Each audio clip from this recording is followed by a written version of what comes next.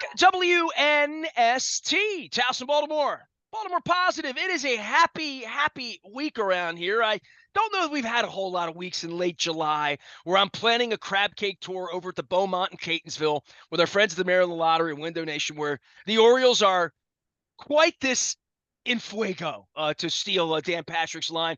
Orioles at home later on in the week. They've been a good luck charm. Luke Jones leaves to go on vacation. They lose a lot. Thinks about coming back. They win a lot.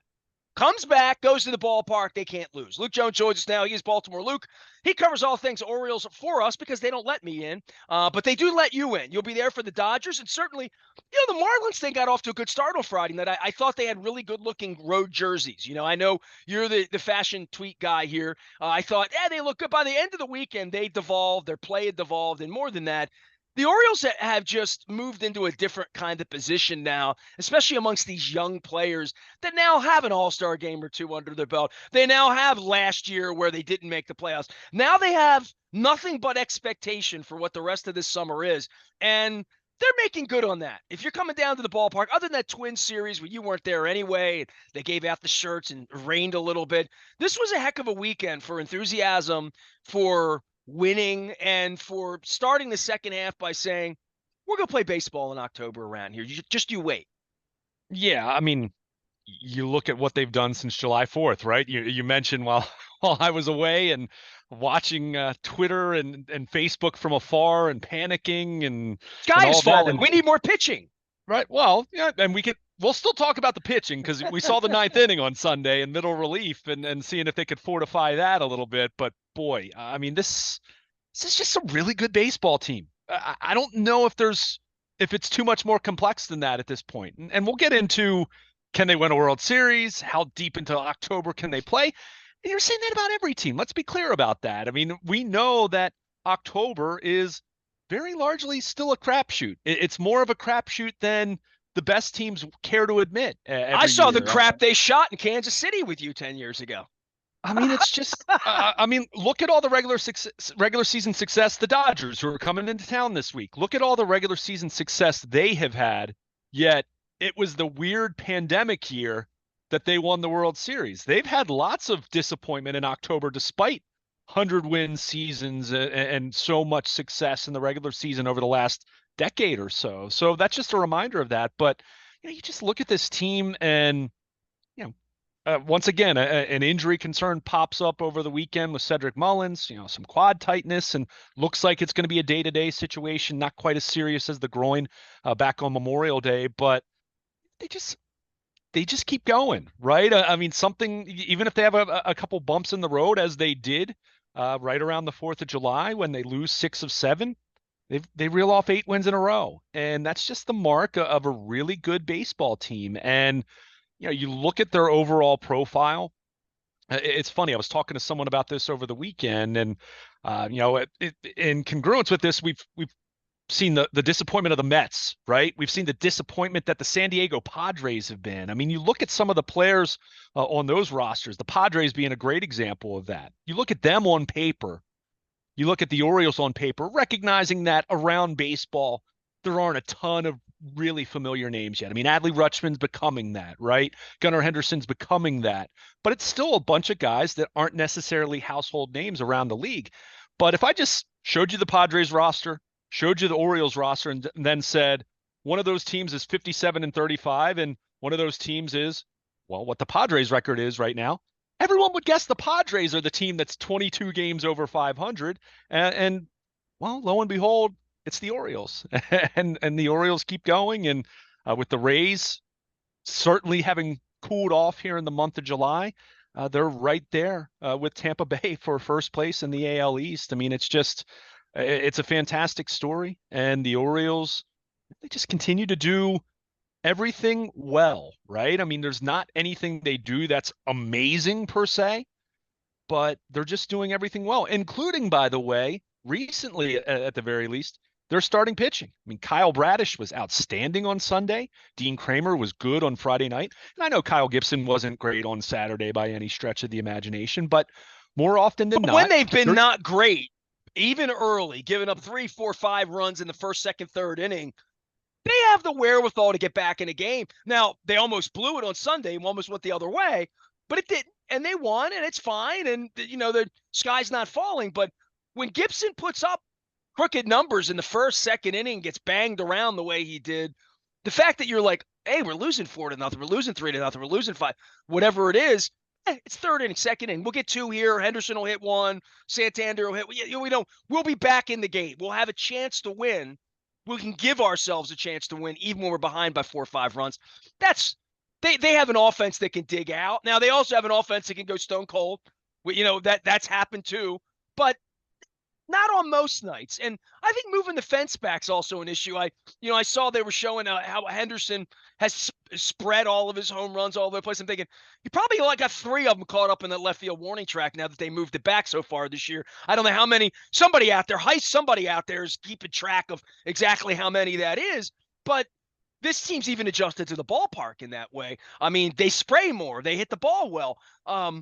I just every night I get 1 or 2 of them. Dude, you're in the locker room with her every day, right? Like, so to me, they're all complete strangers to me, other than Brian Ebel. So if you see Brian, give him my love. Tell him I don't like seeing him because when he comes out, it means somebody's hurt. But I saw him the other day again, and he's the OG. He's the guy I would walk back in there. I see that they've painted the locker rooms. Everything's different about the whole place. And Lock and Four is there doing his thing in front of the Oriole logo and all that. And I'm thinking, the only one I would know is Ebel. So I don't know any of these guys, but hearing their voices, hearing what they talk about, hearing what they talk to Melanie Newman about or Rob Long about, whoever they're talking to, that's my only chance to really hear or see from them. And they're a likable bunch, much more likable than the guys I was around 25 years ago, even on TV.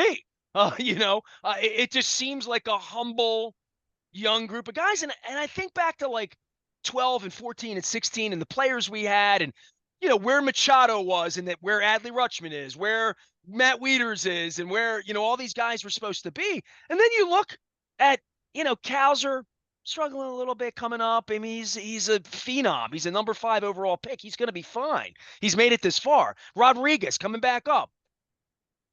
I think he's going to be fine. You have to explain to me how a guy can be that good and then fail. I don't talk Rocky Coppinger. I mean, a couple of guys maybe over the course of time that have been that good and they hit their nose when they get to the big leagues.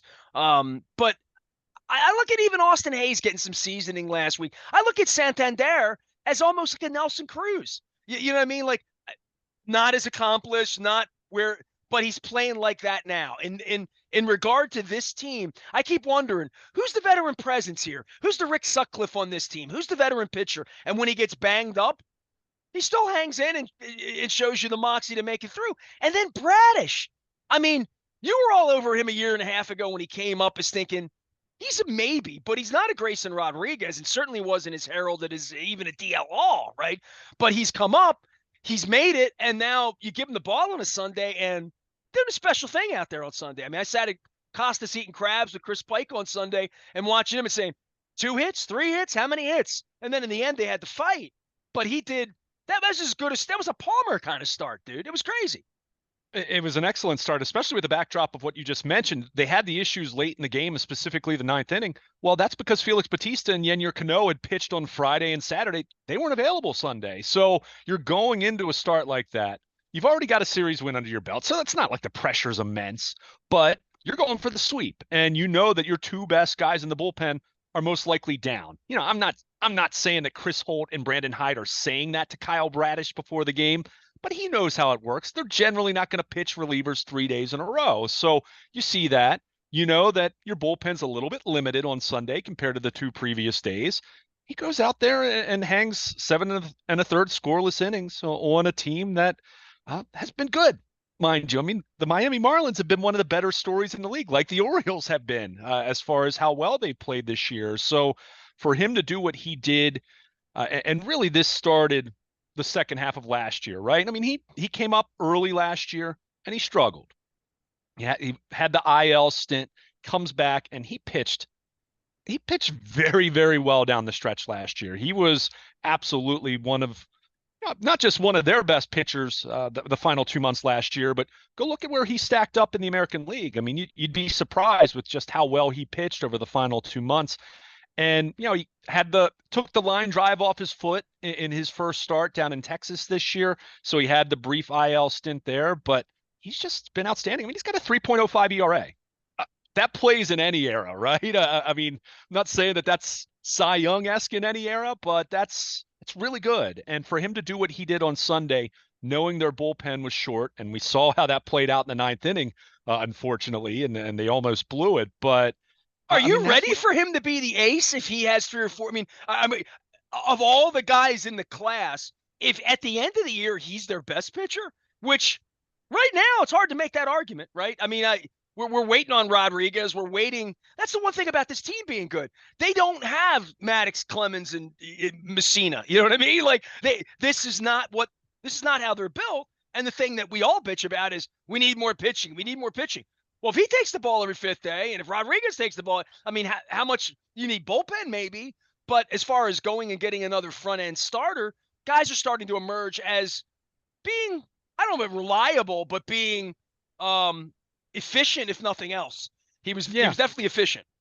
yeah, no question about it. And I also want to give some love to Tyler Wells, who's also pitched really well this year. Long ball's been an issue, but typically when he gives up home runs, they're solo shots. You can live with that. Jim Palmer's even said you can live with that. You don't want to give up the 3-run shot. You don't want to give up the grand slam type situations, of course. But Tyler Wells, he's got a 3.18 ERA, and they moved him back out of this All-Star break to kind of manage his innings a little bit. Keep in mind, this is a former Rule 5 pick and was in the bullpen his first year with the Orioles, and then last year they really had to manage his innings and had some injuries in the second half of the season. But they look. No one's going to sit here and look at the Orioles starting rotation right now and say that it's the best in baseball or stacks up with the best in baseball per se. But what you have gotten from Bradish, what you've gotten from Tyler Wells, Kyle, you asked me who the Rick Sutcliffe of the staff is. I mean, it's Kyle Gibson. He's the guy who's in his mid 30s. I mean, no, his numbers aren't great. He certainly wasn't great on Saturday. He'd be the first to tell you that. But he's the guy that provides that veteran leadership. He's the guy that posts up. I mean, he's made 20 starts for them this year.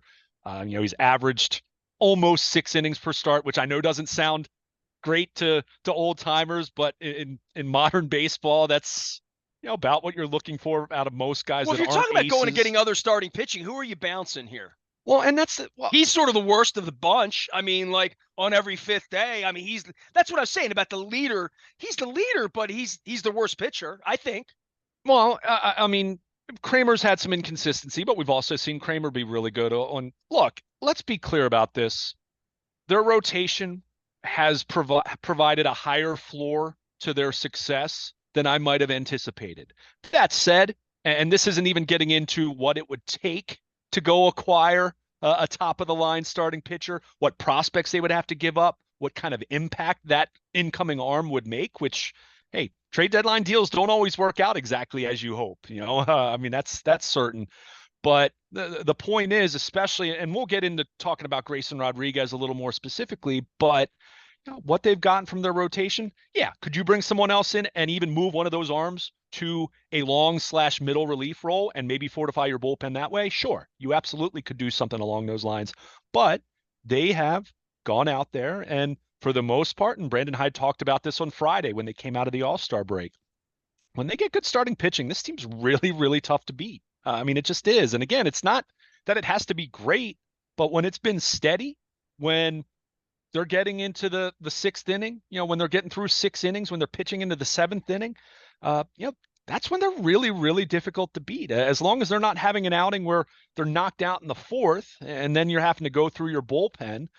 That they've been very, very difficult to beat when they've done that, and they've just offered, like I said, it's hasn't been a crazy high ceiling from their rotation, but I feel like as the years gone on, they've provided a higher floor. The mid fewer of those starts where you say that wasn't very competitive. I mean, even Kyle Gibson on Saturday, which was not a great start and got off to that second inning was kind of Kansas City Royals-esque where the Marlins just poked the ball around and it found grass, but he still found a way to keep them in the ball game and give them a chance to come back as they ultimately did in the late innings. So, that's what's exciting about this club in the sense that, it feels like even their weaknesses aren't that weak at this point in time. And that, that's kind of sounds like a backhanded compliment there, but I mean that as praise for them, that even the things that they don't do as well, they've found ways to be able to minimize that, to mitigate that, and still give themselves a great chance to win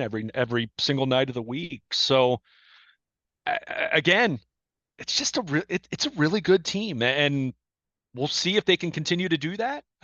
Certainly a lot of tough competition, and the Dodgers coming in this week as maybe not the same level of dominance as we've seen of the Dodgers in some recent years, but they're still really good. So, the challenge, it continues. The Marlins leave and the Dodgers come in, and then the Orioles will go on the road and face tough competition, coming up here with Tampa Bay and the Phillies, who are playing good baseball, just took a series from the Padres. So, it doesn't get any easier, but you just get the sense, and you mentioned Colton Cowser, Jordan Westberg's come up. They've got a team that you mentioned it. They've got some, I think you mentioned the term humble. I don't even know if I'd say they're humble. I think they're confident. I think they're very confident, but they carry themselves in a way that allows them to be even keeled, that even when they lose 6 of 7, the week before the All-Star break, no panic there. They regroup. They win 5 in a row. They go into the break, and then they come out and sweep a series against one of the better teams in the National League. It's just it's really impressive. And we've been saying this going back to the second half of last year. It's really fun to watch. Well, there's no doubt about that. Luke is at the ballpark. The Orioles are home for a couple more days. Afternoon game on Wednesday, and then off this weekend. And they're going to play Sunday Night Baseball now against the Yankees a couple weeks from now. They're starting to get those kinds of assignments as well. For you with the Mullins thing and him getting that would be the derailment for me. It would be bad luck and guys getting injured. You mentioned Bradish taking the line drive off the foot to start the season. They've managed through some of these injuries and some of these problems and some health concerns and stuff like that. As far as depth and as far as where they are 2 weeks from now for a trading deadline, how are you feeling about this? Because the Rodriguez call up, and we'll talk about that and talk about him in its own situation as to whether they need to trade or not, right? I don't know. If he comes up, makes 2 or 3 decent starts, do you feel better about that? That is the spot holder in that rotation? Or I mean, Bruce Zimmerman's a part of this a couple weeks ago. So, they've got to shuttle back and forth with what they do. But to your point, do you want to wake up? And they're not going to deal Holiday. They're not going to deal any of the guys that are at the footstep of making the big leagues. I don't believe, unless there was something really. But I don't feel like they need to make magic happen at the trading deadline. I don't feel like they need to get a shining star and put him into the rotation at $30 million a year and another year left and giving away half the farm. I don't feel like it's a desperate situation here to fortify or to win a World Series. And I almost feel like if this team went into the playoffs as is, and all they add is a relief pitcher, and I say that all that they add, that could be Andrew Miller in the old days, which was a big add. But if they add a relief pitcher to this and where they are with the fortification of what they have, and they get bounced in the second round of the playoffs or make it, I don't have hard feelings that they didn't go all in to, especially not this year. And people I talk to on the street, they're all like, he's got to trade. Yeah. And I'm like, man, I've been watching baseball a long time. If you want this to last as long as we think it's going to last, especially with a cheap owner and limited budget. We're going to hear limited budget around here. No lease. I have to bring that up every segment because it's real. But I'm not going to be the mad one at the end of the year if they don't. I'm not going to be the one pounding on the table for the Chris Widger trade. Not this time around. I'm just not. Yeah, I think that's fair. I think that's reasonable. I mean, I'll say this, and I was even talking about this on Twitter just with a few Orioles fans over the course of the last few days. You just said it. Look, in an ideal world, if you tell me the Orioles could go out there and get hypothetical ace or hypothetical number 2 starting pitcher, someone that would fit into the top of their rotation, either in the top spot, the second spot, whatever. As you mentioned, Bradish pitching so well, everything that's transpiring with Tyler Wells. And if you can tell me they can do that and not have to give up an extraordinary haul of prospects, God bless, great. I'm all for that. But I also know how pitching is valued in baseball. At the And trading deadline. and there's also, how, again, is it a true ace, or is it just someone that you say is good that's going to kind of slot in somewhere with Bradish and Tyler Wells? And, we'll see about Grayson Rodriguez and all that. But how much do you have to give up to get that?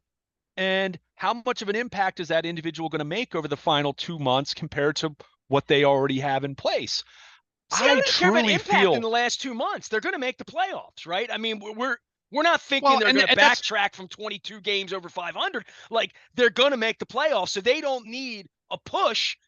They're basically buying an arm for October. Is really all they're buying. Like, maybe they'll win the division, maybe, and if that's where your mind is, we have to win the division, and there's big benefits to that, right? In regard to you're surviving October by winning the division, but that's a different argument than can we make the playoffs and will we be good enough to not fall on our face in October? I mean, they might fall on their face, they might not, but I'm not convinced that giving away the minor league system is the answer in the first year of we haven't even made the playoffs yet. Let's not get all desperate. It's like last week I'm hearing I got guys, Rosenfeld's on the air.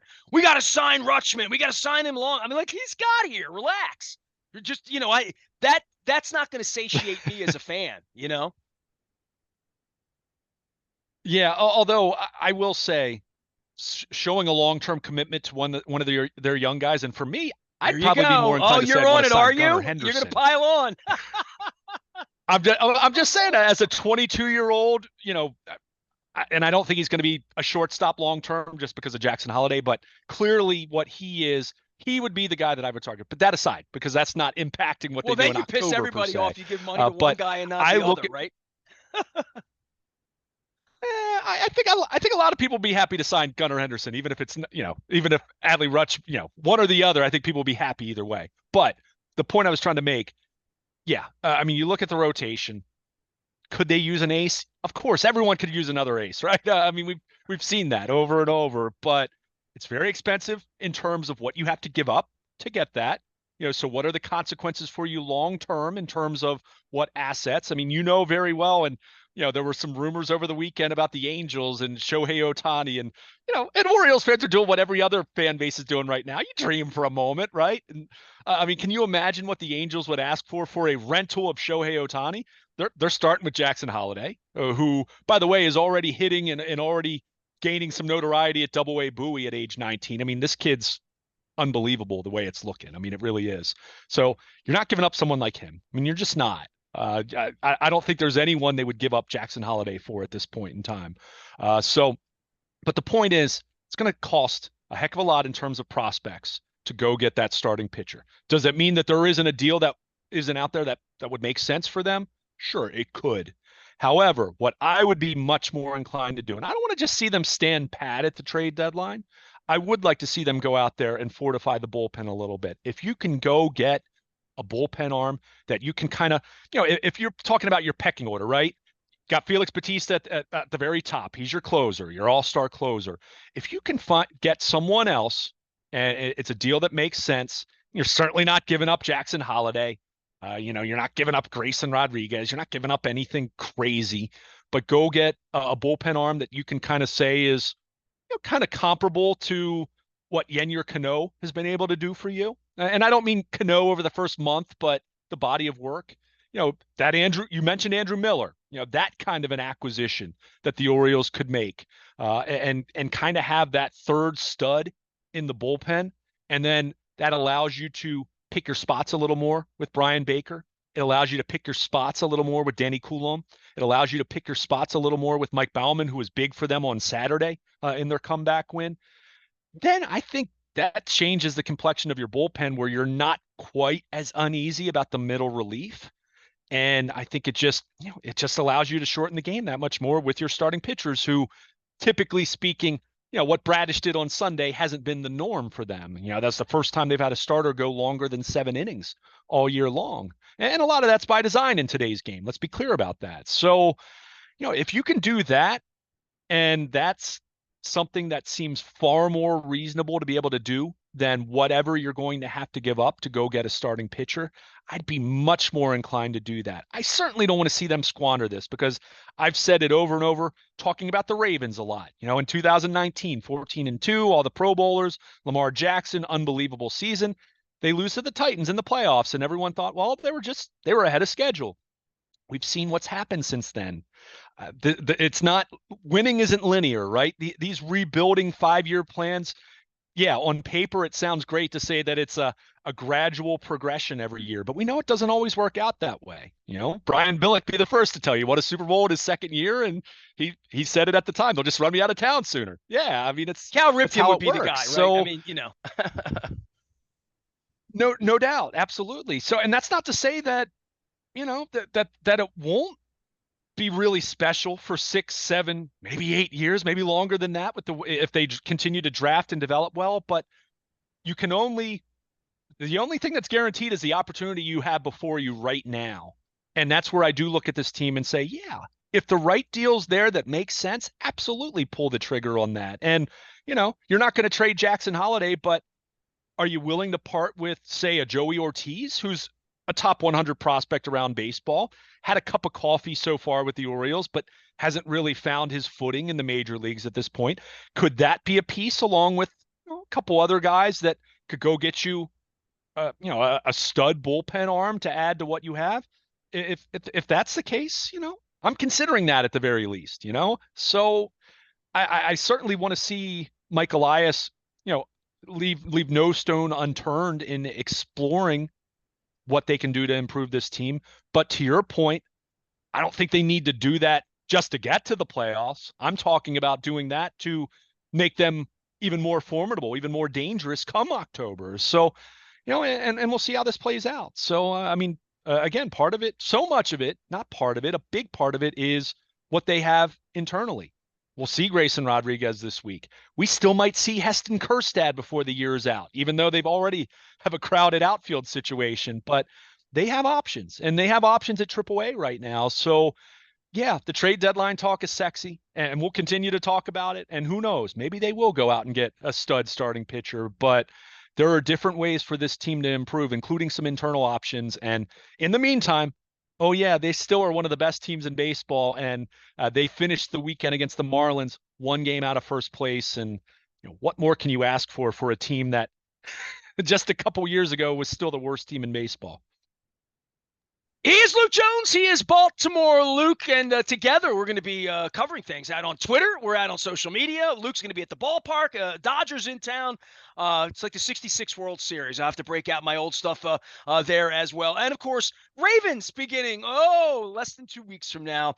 So Luke will have his eyes on that toward the end of next week as well. You can reach me, Ness at BaltimorePositive.com. I'm wearing my El Guapo shirt on the air here for Catonsville today. We're not doing the show at El Guapo on Thursday. We're going to be at the Beaumont on Thursday. Got some great guests coming out. It's all brought to you by the Maryland Lottery in conjunction with our friends at Win Donation. Had a $100 winner last week, so I was very, very excited about that.